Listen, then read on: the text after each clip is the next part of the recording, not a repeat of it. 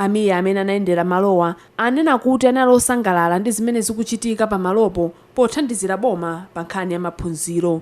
Iwo ananena kuti ngati boma ndi okondwa kwambiri kuona anthu a mipingo yosiyanasiyana akutengapo mbali pa zitukuko zosiyanasiyana.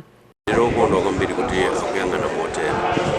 Mwakondweretsanso kwambiri kuti izi nzongopereka za charity. Ndikondwa kwambiri kuti akutero.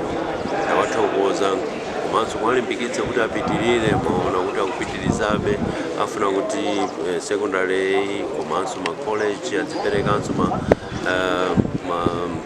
studies ena ma accounting, ICT ndi aziphunzitsi kuti aziphunzitsanso pomwe pano.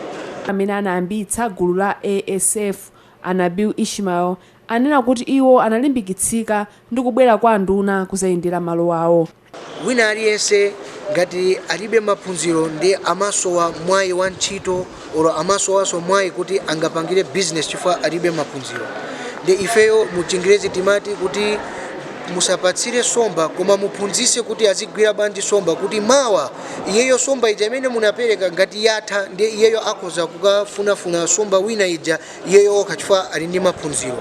Ndiye kuyambirira oro mayambiriro ndi maphunziro zimafunikira kuti ana aziphunzira, ndiponso ife timalimbikitsa ana athu kuti chabwino skulu wathu ndi zaulere ndi fees wathu ndi 5,000 pa term. Ndiye ngati tingagawane pa mwezi 4 chifukwa ndili matema atatu pa mwezi 12 ngati mwezi 4 ndi term imodzi.